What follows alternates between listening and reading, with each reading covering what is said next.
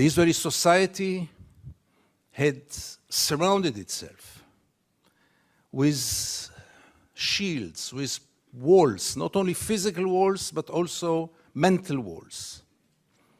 I don't want to get into it because it's another lecture, but I'll just give the 3 principles which enable us Israelis to live so easily with this brutal reality.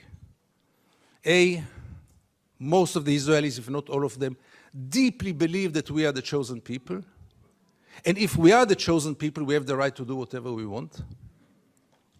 B, there were more brutal occupations in history. There were even longer occupations in history, even though the Israeli occupation gets to quite a nice record. But there was never in history an occupation in which the occupier presented himself as the victim. Not only the victim, the only victim around. This also enables any Israeli to live in peace because we are the victims. The other day, Professor Falk spoke about this dual strategy of Israel of being a victim on one hand and manipulating on the other hand. After what happened in Paris and in Copenhagen with the terror attacks, Benjamin Netanyahu came with the notion all the Jews must come to Israel. It's the safest place for the Jews in the world. It's a shelter for the Jews in the world. Which is wrong, because Israel is today the most dangerous place on earth for Jews, but let's put it aside. It was only 24 hours later when he said Israel is an existential threat under the Iranian bomb. And I asked myself, how can you dare call Jews to come and to join this suicidal project when the Iranians are going to bomb us?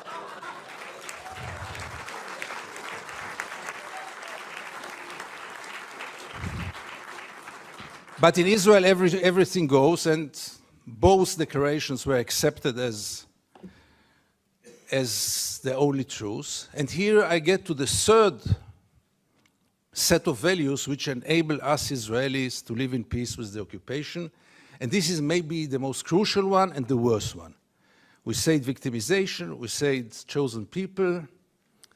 When I say victimization, it goes without saying we have to mention the Holocaust and the unforgettable Mrs. Golda Meir that the American jury had exported to Israel. She said once, this unforgettable woman, that after the Holocaust, the Jews have the right to do whatever they want.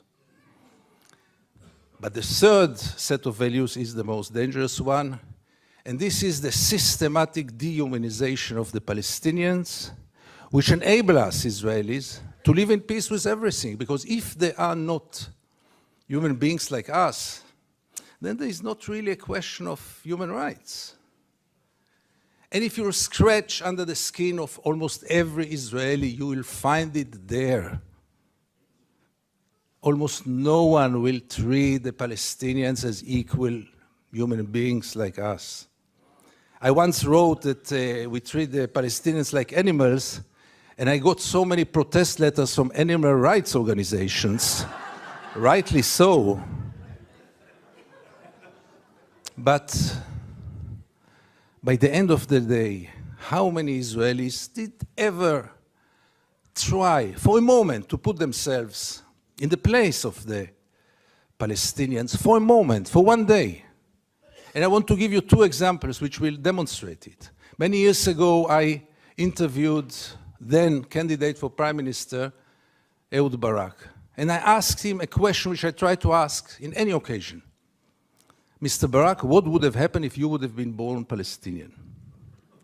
And Barak gave me then the only honest answer he could give me. He said I would have joined a terror organization. What else would have he done? Would he become a poet? He doesn't know to write poems. Would he become a pianist? He's quite a bad pianist, and I doubt if he would have become a collaborator, because he is a fighter. And it became a scandal, because how can you dare to put Ehud Barak to think what would have happened if he would have become a Palestinian?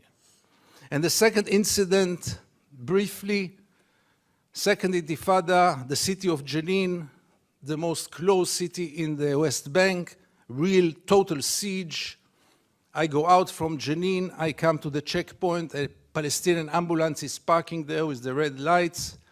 I stand after him. No cars can get out of Jenin in those days. No cars can get in. And I wait. The soldiers are playing backgammon in the tent. Usually I know myself.